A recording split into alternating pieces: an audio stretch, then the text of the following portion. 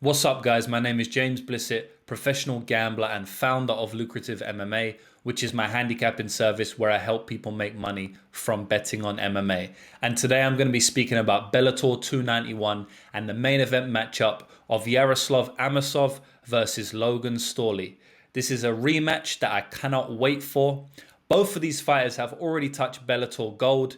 Yaroslav Amosov is the undefeated at 26-0 Bellator welterweight champion, but he had to pull out of his last fight with an injury, and so they made an interim title between Michael Page and Logan Storley. Logan Storley ended up winning that fight via 5-round unanimous decision. Actually, I think it was a split decision, and so he too touched Bellator gold. He won the interim welterweight championship. So now these fighters are going against each other to unify the belts and determine who the best Bellator welterweight is in 2023. And I can't wait for it. This is also a rematch. So these fighters have already fought each other before, and that went to split decision. So both of these fighters are very evenly matched, and I can't wait for it. And I'll break down the whole fight for you. I'll speak about if we can get any betting line action, any betting action on this fight. And I'll just speak about both fighters and break down how they match up when they come into the octagon this weekend. I can't wait for this card. It's got a massive amount of fights on it. I think this card has 18 fights or 15 fights or something like that. It's an absolute massive Bellator card. I think the most fights they've ever put on one single card. So I'm extremely excited for it. Last time out, I won one of the most amount of money I've ever won on any MMA card in my entire life.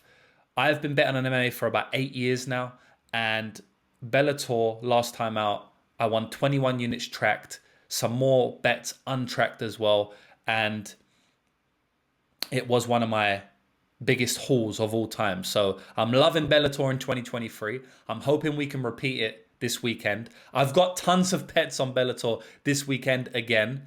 Tons of underdogs again, just like we did on Bellator last time out. And people will tell you, don't bet on Bellator. The favorites always win. You can't get an edge.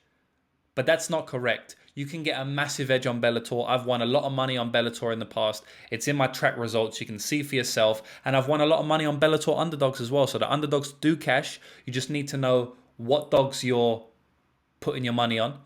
I bet on Jalen Bates last time out at plus 300. So you can win a lot of money on Bellator, guys. Don't listen to the people who tell you you can't.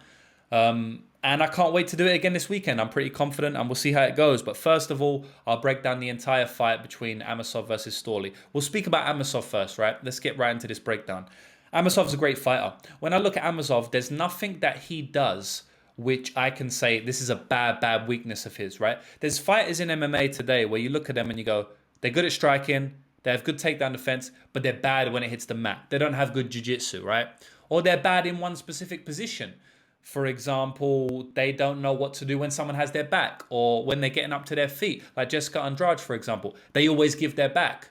Or who's the guy who's fighting Jordan Leavitt this weekend? I just taped it not a few days ago.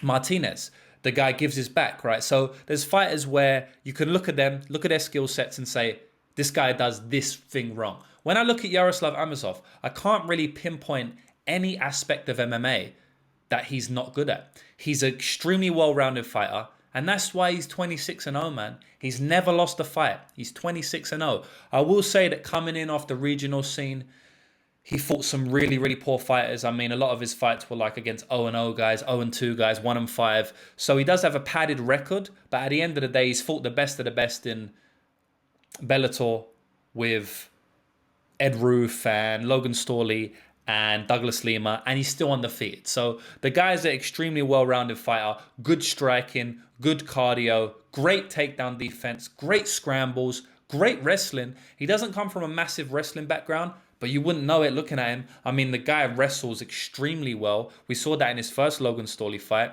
And he's working with some really good wrestlers, man. I've seen him pictured with Johnny Eblin many times, so he trains with him a lot. He's also trained out there at Tiger Muay Thai with Hamzat Chimaev. So, you know, the wrestling's on point from their workout. So the guy's just a great all-round fighter, man. He really is. He's a little bit of a contrast to Logan Storley, because when I go onto Logan Storley and look at his skill set, I can say that there are some things that are not very good. I don't think his striking defense is good. I don't think his striking in general is good. I think his kicks are bad, to be honest. I don't think he has good kicks. He has developed a body kick in the last couple of years, which is not bad, but his striking's not very good, but his wrestling is where he excels. So Logan Storley will shoot 50 takedowns in a fight and still push through the cardio dump that he has. So he has extremely good cardio and he has extremely good wrestling, but not just good wrestling. The main thing about his wrestling is it's persistent. And he has good jiu-jitsu as well. He can keep you down if he gets you down. So, there's contrasting fighters here. We've got a really well-rounded fighter who doesn't excel anywhere. Of course, he's the Bellator champion. He excels everywhere, but in the aspect or in the way I'm speaking about the fight, he doesn't excel anywhere. Whereas we have Logan Storley, who really excels in the wrestling and the persistence of the wrestling, but he doesn't have great striking or striking defense, for example. The thing we have to look at when we look at this fight is how did their first fight go? Because as I mentioned earlier in the breakdown, this is a rematch. And if you go back and look at their first fight, it was a split decision win for Amosov. But I thought it was a clear win for Amosov. So I had Amosov winning round 1s and round 2 with no argument, really. I don't really think you can make an argument for Logan Storley winning either of those rounds, round 1 or round 2. But he had a big round 3 and he clearly won round 3, almost more clearly than Amosov won round 1 and 2, right? So Amosov was basically for the whole fight just defending Logan Storley's takedowns. And then when it was on the feet, when they was in kicking, punching range, Amosov was just doubling them up on volume and clearly outpointing him. He was a clearly more educated striker on the feet. Logan Storley throws big hooks, whereas Amosov, he has the reach advantage. He throws good shots down the middle, 1-2s. He's got a very nice push kick. He doesn't push it. He digs it into the stomach, which I really like to see in MMA. Because, you push, it's just more catchable if you just push it. Whereas if you dig it into the stomach, you whip it in there, it's not as easy for wrestlers to catch it. And Storley really had a hard time catching any kicks from Yaroslav Amosov. So in this fight, I don't think it's going to go much different from their first fight. I think Storley's going to be shooting the takedowns. I think Amosov's going to be defending the takedowns. But if Amosov does make a mistake or two, Storley will capitalize on that. We saw in the third round where Amosov just made one mistake. He kind of just slipped when they was in close range and instantly Storley got the back, took him down, had put one hook in and locked in a rear naked choke. At one point, I thought Amosov was going to tap because it was very close, but he managed to get out of it, weather the storm. Logan Storley wrapped up another rear naked choke. He adjusted his grip, tried to go palm to palm.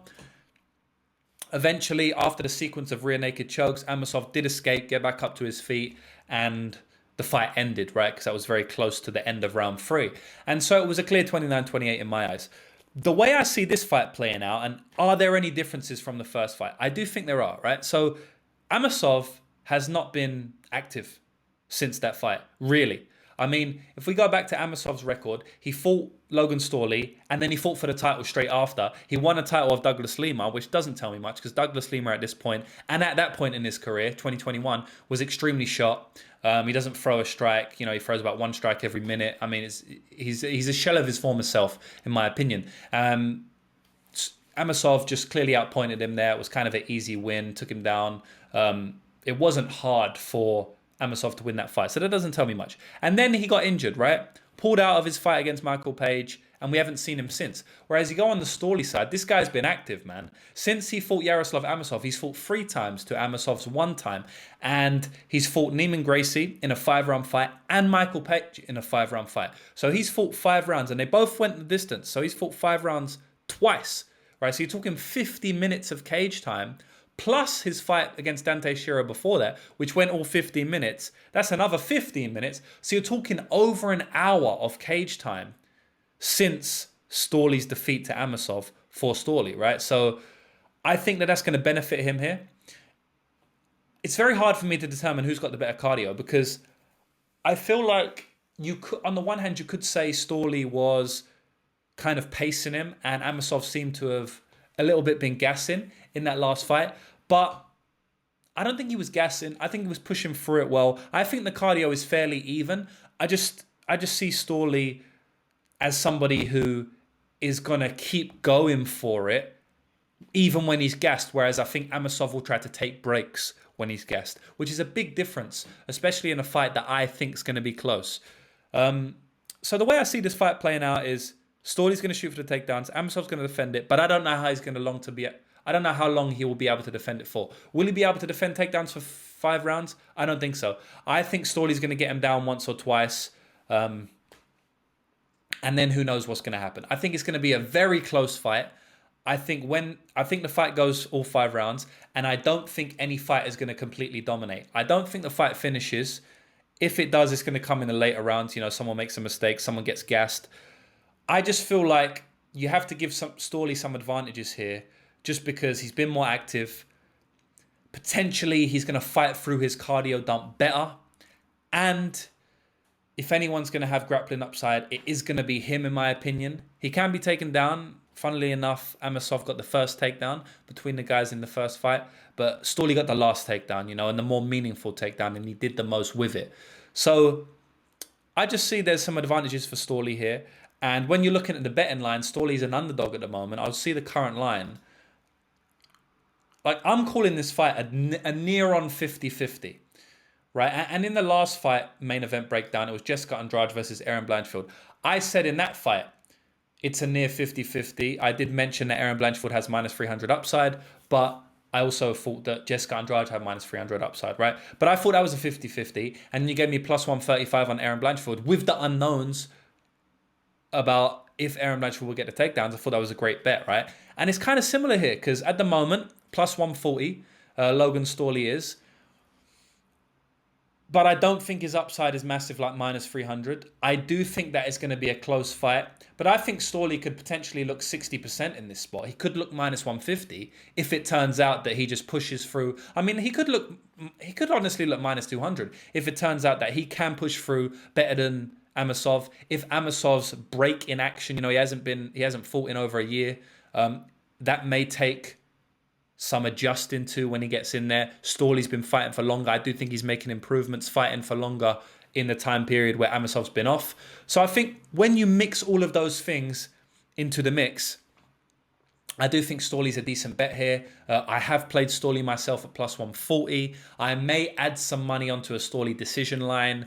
I may play an over, just strictly, you know, alone, as opposed to playing Storley decision. Maybe I just play that over. Maybe I put it in a parlay. Maybe I pay it alone or something like that. I haven't fully decided it yet, but I have played Storley. I do think Storley's a good bet. I'm not confident he's going to get the win. I think it's an even fight, 50-50. But if you give me plus 140 on a 50-50 fight where I think he could look minus 200, then I'm easily going to play it, right? So that's it for the breakdown, guys. I'm picking Storley for the win, and I'm betting Storley. So hopefully I can help you cash if you decide to join me.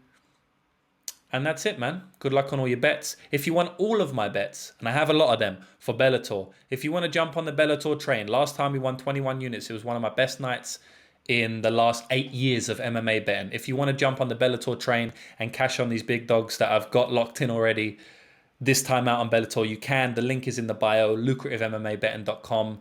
We're going to continue to crush it this year, as we have done already. We've won a massive amount of units, and we're going to continue doing so. So if you want to jump on, you're welcome to do so. If not, I still provide free content like this, and I hope it helps you make money when you're betting on MMA. So good luck with your bets, and I'll see you in the next video.